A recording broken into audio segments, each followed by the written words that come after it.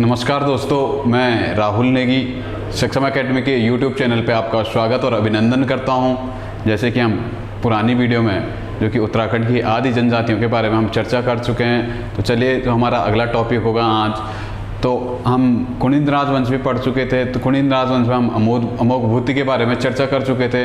तो क्या होता कि जब कुनिंद राजवंश का पतन होता है तो छोटे छोटे राजवंश उत्तराखंड क्षेत्र में स्थापित होने शुरू हो जाते हैं।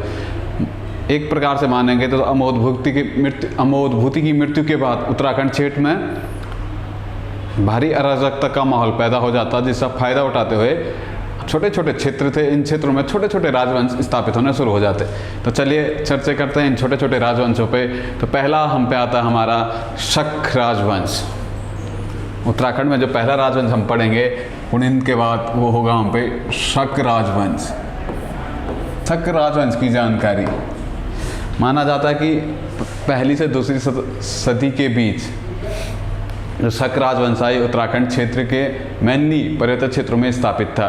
इसी के साथ साथ जब हम शक राजवंश देखेंगे तो शक के साथ साथ हम ये भी देखेंगे कि शक पहाड़ी क्षेत्रों में थे, जबकि कुषाण जो शक्ति थी हमारी वो मैदानी क्षेत्रों में शकों के साथ साथ उत्तराखंड में प्रवेश कर चुकी थी। तो मेनली देखेंगे हम शक राजवंश की जो जानकारी का स्रोत हम पे मिलेंगे वो इनके मंदिर होंगे, इनकी मूर्तियाँ होगी जो शककालीन होगी। तो चलिए इसी पर चर्चा करते हैं आज शक राजवंश। तो उत्तराखंड में एक प्रसिद्ध मंदिर हम पे आता अल्मोड़ा क्षेत्र में कटारमल। कटारमल मंदिर उत्तराखंड का सबसे प्रसिद्ध सूर्य मंदिर भी रहा है। ये उत्तराखंड में शक राजवंश की स्थापना का भी एक स्रोत हम पे है।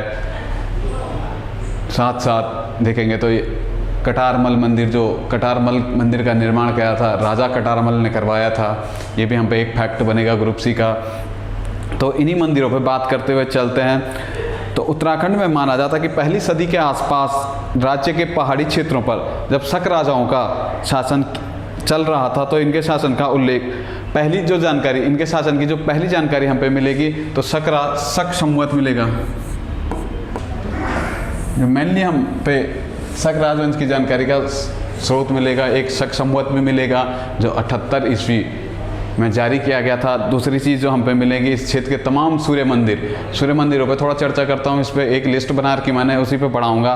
फिर देखेंगे अल्मोड़ा क्षेत्र में कटारमल मंदिर भी इस क्षेत्र में शक राजवंश की जानकारी का स्रोत था। तो चलिए उत्तराखंड के सूर्य मंदिरों पर चर्चा करते हैं। मेनली उत्तराखंड में देखें तो हम पे सूर्य मंदिर, बहुत ज़्यादा सूर्य मंदिर हैं। तो जो फेमस सूर्य मंदिर हैं, थोड़ा इन बारों पे चर्चा कर लेता हूँ। तो देखिए हम पे कटारमल है, पलेठी है, कुलसारी है, मढ़ है, रमक है, खीतिखान है, कयाक्षेण का सूर्य मंदिर, रैथल कयार का सूर्य मंदिर, मजयाली सूर्य मंदिर और भटवाड़ी सूर्य मंदिर, ये हम पे फेमस सूर्य मंदिर मिलते हैं। तो चलिए इन पे थोड़ा बहुत चर्चा कर लेते हैं। मेनली हम पे जो सबसे ज़्यादा खास सूर्य मंदिर मिलेगा हम पे कटारमल।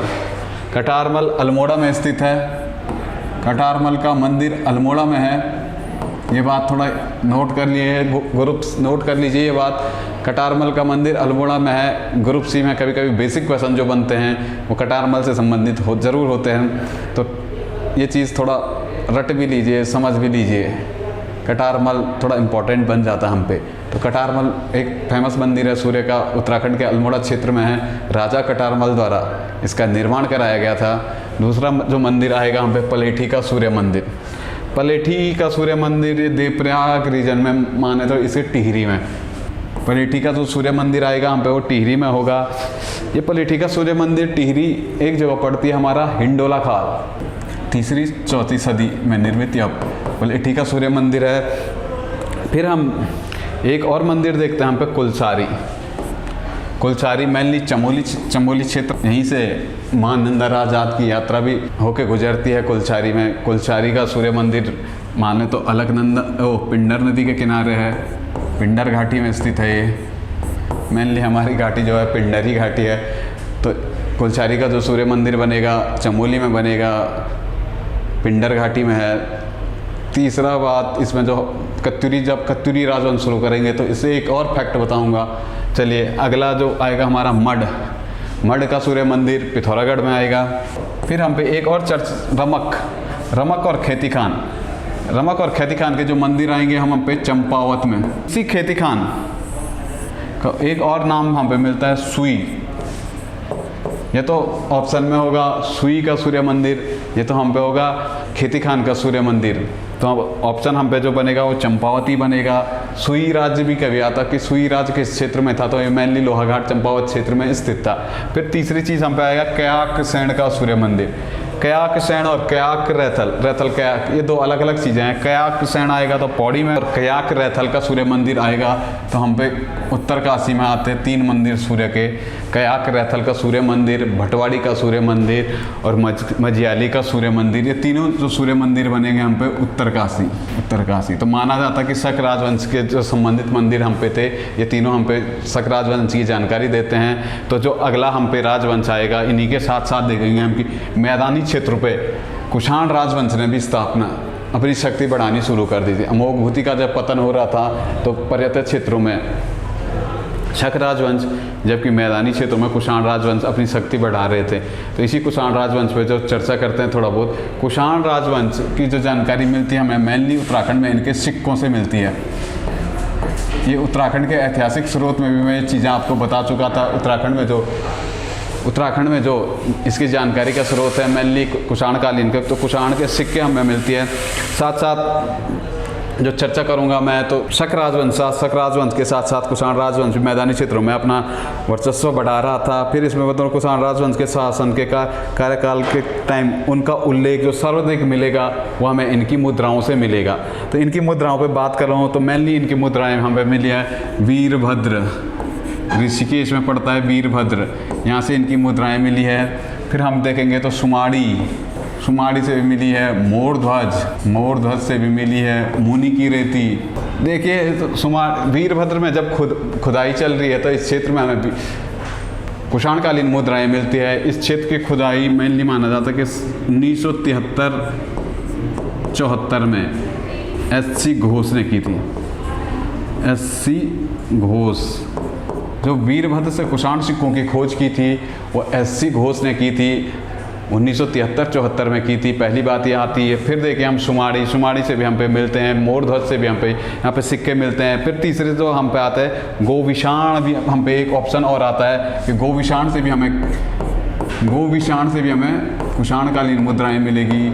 खटीमा से भी हमें कुषाणकालीन मुद्राएं मिलेगी, खटीमा से भी मिलेगी, काशीपुर से भी मिलेगी, काशीपुर से भी मिलेगी। तो माना जाता है कि मुनि की रेती से हमें 44, जो ये मुनि की रेती वाला क्षेत्र था, मुनि की रेती से हमें एक चीज़ ज़रूरी जो चीज़ मिलती है टॉपिक में, वो था कनिष्क हुइस्क की 44 मुद्राएं। जो हुइस्क प्रकार की मुद्राएं थी, हुइस्क प्रकार की 44 मुद्राएं हमें मुनि की रेती से मिलेगी। फिर देखेंगे तो काशीपुर से हमें जो कनिष्कालीन मुद्राएं मिलेगी वो नाणक प्रकार की मिलेगी। नाणक प्रकार की जो मुद्राएं मिलेगी वो काशीपुर से मिलेगी। फिर खटीमा से भी हमें कुछ प्रकार की मुद्राएं मिलती है। तो खटीमा वाले रीजन में जो मिलेगी, वर्तमान में उत्तराखंड के मुख्यमंत्री का क्षेत्र रहा है खटीमा, तो खटीमा से जो मिलेगी हमें वसु प्रकार की जो कुषाणकालीन मुद्राएं मिलती है हमें वो खटीमा से मिलती है। फिर एक चीज़ और हम पे आता है, काशीपुर से नाणक हो गया, मुनि की रेती से हुइस्क हो गया, खटीमा से वसु प्रकार की होगी। फिर गोविशाण 1960 में गोविशाण के जो कुषाणकालीन सिक्कों की खोज थी KP नौटियाल साहब ने की थी। KP नौटियाल, गोविशाण से जो कुषाण सिक्कों की खोज की थी वो KP नौटियाल साहब ने की थी, 1960 में की थी। ये वसुदेवकालीन जो ये सिक्के थे ये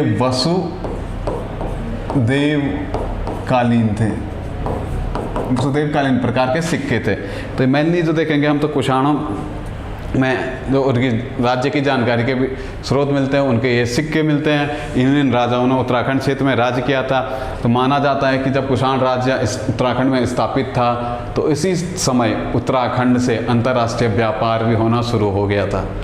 सिल्क रूट वाला, कनिष्क वाला कंसेप्ट आपने हिस्ट्री में पढ़ा होगा। तो उत्तराखंड क्षेत्र भी इस टाइम तिब्बत से बहुत, जो तिब्बत वाला चाइना वाला रीजन था, व्यापार करना शुरू कर चुका था। तो मेनली जो हम पे क्वेश्चन बनता है कि किसके शासनकाल के दौरान उत्तराखंड क्षेत्र में अंतर्राष्ट्रीय राजमार्ग एवं अंतर्राष्ट्रीय व्यापार शुरू हुआ, तो वो काल हम पे होगा कुषाण काल। तो देखेंगे तो जब हम कुषाण का व्यापार हो गया था, इसके बाद हम बात करेंगे तो लगभग तीसरी सदी के आसपास, जो तीसरी सदी थी इसके आसपास उत्तराखंड क्षेत्र में जो कुषाणों का शासन समाप्त किया था वो था योधेय। तो तीसरी सदी में था, देखेंगे हम बात करेंगे तो इस उत्तराखंड क्षेत्र में योधेय शासक और कुछ कुणिंद, योधेय शासक और कुणिंद लोगों ने गठबंधन आपस में एक गणतंत्र बना के कुषाणों को उत्तराखंड से बाहर खदेड़ दिया। अब बात करते हैं हम कुषाण लोगों का पतन उत्तराखंड क्षेत्र होता तो इसमें एक शक्ति हम पे उभर के आती है, योधेय ने कुणिंद लोगों के साथ मिलकर कुषाणों को उत्तराखंड क्षेत्र से बाहर निकाला था। तो योधेय इस क्षेत्र में एक शक्तिशाली शक्ति बन के उभरी थी। योधेय के बारे में जो जानकारी का स्रोत हम पे मेनली मिलता है वो इनके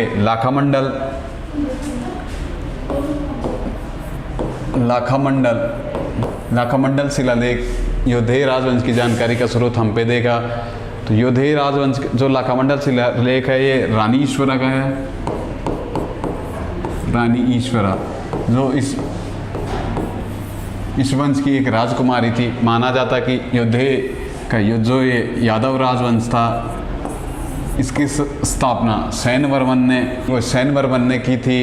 फिर सैन्यवर्मन के बाद इनका एक और वंशज आता है भास्कर वर्मन।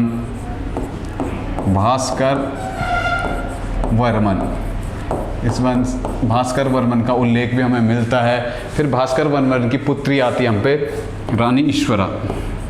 भास्कर वर्मन की पुत्री का उल्लेख हम पे मिलता है, वो रानी ईश्वरा के नाम पे मिलता है। रानी ईश्वरा ही लाखामंडल अभिलेख जारी करती है। इसी अभिलेख में कहा गया है कि रानी ईश्वरा ने लाखामंडल के लक्षेश्वर शिव मंदिर का निर्माण किया था। जो लक्षेश्वर शिव मंदिर, लाखामंडल में जो शिव मंदिर है लक्षेश्वर शिव मंदिर, इसका निर्माण रानी ईश्वरा ने कराया था। ये बात भी थोड़ा ध्यान से रखिएगा, ये बात थोड़ा नोट कर लीजिएगा कि जो लाखामंडल में जो शिव मंदिर का निर्माण कराया था वो रानी ईश्वरा ने कराया था। फिर रानी ईश्वरा का विवाह माना जाता है कि मालवा के राजा विक्रमादित्य से हुआ था। ये जानकारी हमें लाखामंडल से मिलते हैं। तो फिर और जो हमारी चर्चा होगी मेनली देख लेते हैं। मैं एक चीज़ बताना भूल गया आपको, शायद आपने कभी पढ़ा ना हो ये चीज़ें। इस क्षेत्र में पहले हम पे कुणिंद राजवंश था। कुणिंद राजवंश के पतन के बाद हम पे शक आए।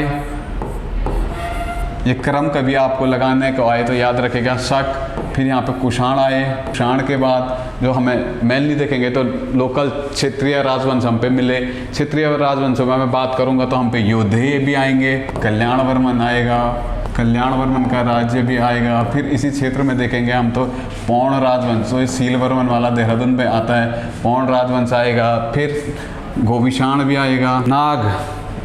नागों की उत्पत्ति, नागों के शिलालेख भी, त्रिशूल लेख भी हम पे मिलेंगे। फिर नागों का पतन हम पे कन्नौज के मौखरी करेंगे, कन्नौज के मौखरी। फिर मौखरी के बाद हम पे पौरव आएंगे, जो मैं पढ़ा चुका हूँ पौरव। फिर पौरव के बाद हम पे कत्यूरी आएंगे। ये था उत्तराखंड पे राज करने वालों का क्रम। पहले शक, फिर कुषाण, फिर योधेय, कल्याण वर्मन, पौण, गोविशाण, ये सभी एक ही काल में थे। फिर हम पे नाग आएंगे इनके बाद। फिर कन्नौज के मौखरी आएंगे। फिर देखेंगे कि हम मौखरी, जब ग्रहवर्मन की हत्या हो जाएगी, मौखरी राजकुमार ग्रहवर्मन, बंगाल का पाल राजन शशांक ग्रहवर्मन की हत्या कर लेगा। फिर हर्षवर्धन राज गद्दी पर बैठेगा कन्नौज की। फिर उसके बाद पौरव राजवंश की स्थापना होगी। फिर कत्यूरी राजवंश की स्थापना पे हम चर्चा करेंगे। तो मेनली देखेंगे हम योधेय राजवंश देखेंगे। फिर हम अब जो हमारा अगला बनता है कल्याण वर्मन का राज्य। कल्याण वर्मन के राज्य के बारे में जो जानकारी का स्रोत दे है हम पे मेनली प्लेठी अभिलेख है। इसी अभिलेख में कल्याण वर्मन के राज्य के बारे में हमें जानकारी मिलती है। जो प्लेठी का राज्य, प्लेठी का अभिलेख था, इसमें जो अभिलेख ये जारी किया था ये कल्याण वर्मन के पुत्र, इनका पुत्र मिलेगा हम पे कल्याण वर्मन का। कल्याण वर्मन ने ही इस राज्य की स्थापना की थी। फिर इनका पुत्र आनंद वर्मन ने ही ये अभिलेख जारी किया था। प्लेठी का जो अभिलेख आएगा तो आनंद वर्मन का है। इसमें कल्याण वर्मन के राज्य के बारे में हमें जानकारी मिलती है। तो ये थे कल्याण वर्मन के राज्य से फैक्ट, मेनली ये देवप्रयाग वाले क्षेत्र में स्थित था। देवप्रयाग पलेठी इनकी राजधानी आएगी वो पलेठी आएगी। देवप्रयाग के क्षेत्र में राजधानी थी, इसमें इसकी राजधानी पलेठी बताई गई है। राजधानी जो थी इनकी पलेठी। ये था कल्याण वर्मन का राजवंश। फिर अगला जो राजवंश हम पे आएगा वो होगा हम पे गोविशाण राजवंश। गोविशाण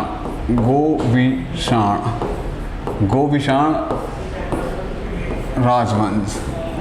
ये सारे उत्तराखंड के छोटे छोटे राजवंश थे। थोड़ा जल्दी जल्दी में इन राजवंशों को हम करेंगे। तो हम देखते हैं गोविशाण राजवंश को। तो गोविशाण राजवंश जो मेनली हम पे मिलेगा, गोविशाण राजवंश की स्थापना सूर्यमित्र, ऐसे ही हम जब काशीपुर से कुछ सिक्के मिलते थे हम ऐसे मित्र राजवंश के नाम से भी जानते हैं। इसकी जो स्थापना करेगा गोविशाण राजवंश की सूर्यमित्र करेगा। फिर हम देखेंगे कि इनके सिक्कों में जो हमें मिलेगा, एक तो पृथ्वी मित्र का भी उल्लेख इनके सिक्कों पे मिलता है। दूसरा जो मिलता है हम पे इनका एक और उल्लेख मिलता है, एक राजा का भानुमित्र। गोविशाण काशीपुर वाले क्षेत्र में स्थित था। मेनली जो कनिंगम साहब बताते हैं कि उज्जैनी का टीला जो मिला था हमें काशीपुर से, इसी क्षेत्र में कहते हैं कि गोविशाण राजवंश स्थापित था।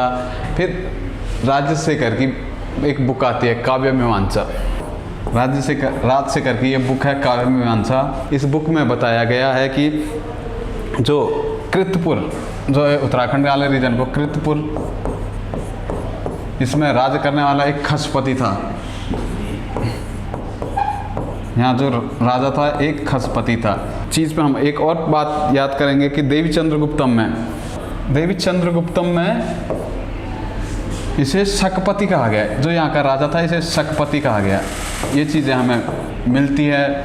फिर अगला पार्ट जो हम पे ये था हमारा गोविशाण राजवंश। इसमें हमें मेनली छोटी जो छोटा राजवंश हो तो इसमें तो हमें जो चीज़ में मिलती है इसकी स्थापना जो करेगा इस राजवंश की वो सूर्यमित्र करेगा। पृथ्वीमित्र और भानुमित्र की हम पे मुद्राएं मिलती है। फिर देखेंगे काव्य मीमांसा में राजशेखर जो लिखेगा कि कृतपुर में जो राजा था वो खसाधिपति था।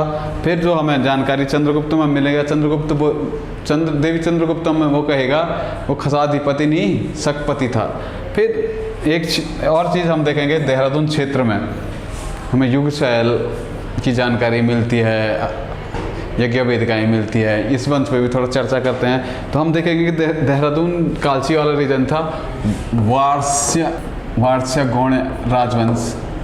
जो वार्ष्य राजगौण वंश था ये देहरादून वाले रीजन में स्थित था। ये तीसरी चौथी सदी का है।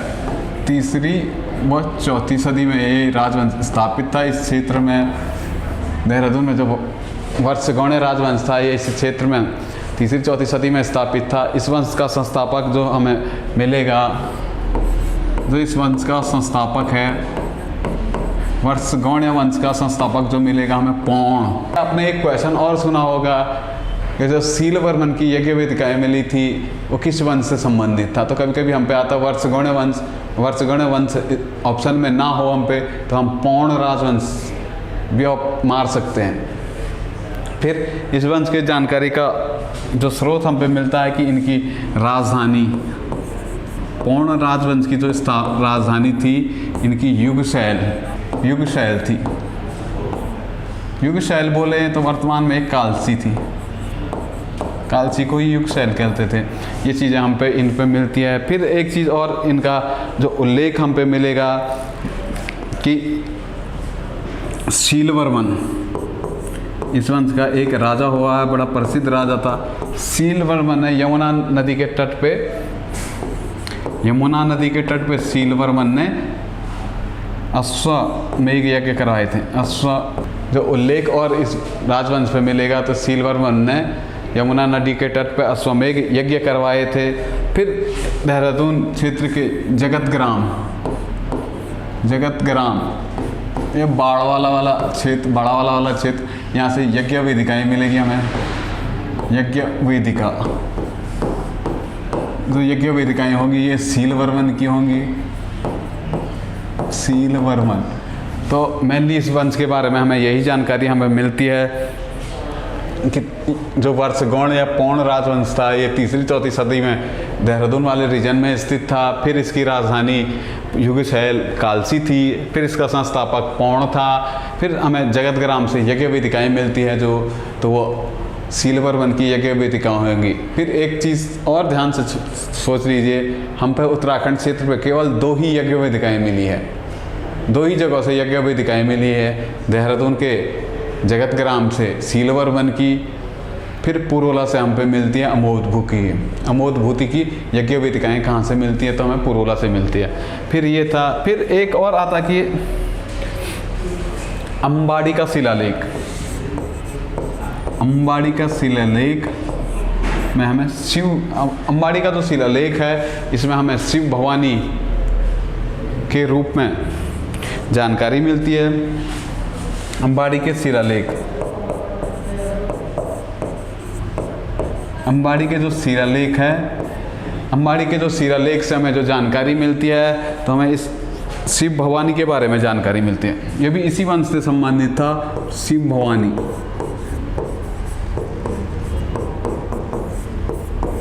जो देखेंगे हम, अंबाड़ी शिलालेख था, इसी वंश से संबंधित था, तो इस वंश से हमें जो जानकारी मिलेगी शिव भवानी की जानकारी मिलेगी। ये थे वर्षगौण राजवंश।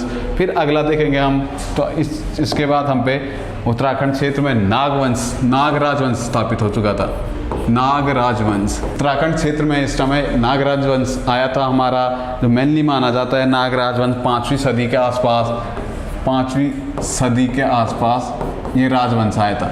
नाग राजवंश की जानकारी का जो स्रोत हम पे आएंगे, इनके त्रिशूल अभिलेख आएंगे। जो नाग राजवंश के त्रिशूल अभिलेख बोले, या हमें इसे विजय स्तंभ भी कहते हैं,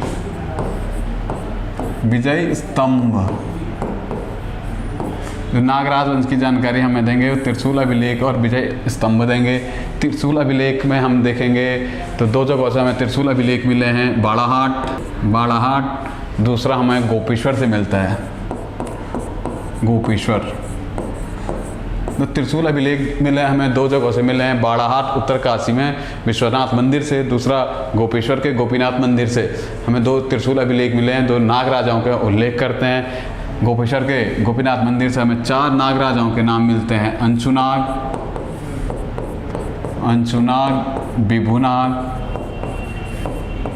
विभुनाग, स्कंदनाग और गणपति नाग।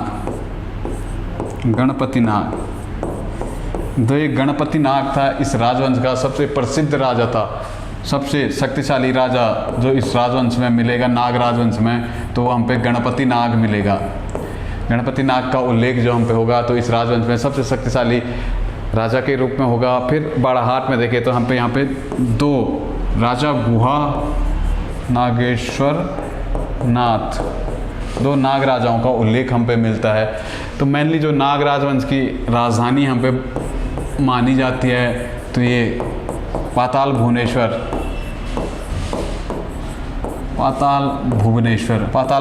वाले रीजन में मानी जाती है। मेनली माने तो गंगोली हाट। ये थी हम पे नाग राजवंश की जानकारी जो उत्तराखंड क्षेत्र से मिलती है। फिर नाग राजवंश का पतन जो करेगा तो कन्नौज से मौखरी आक्रमण,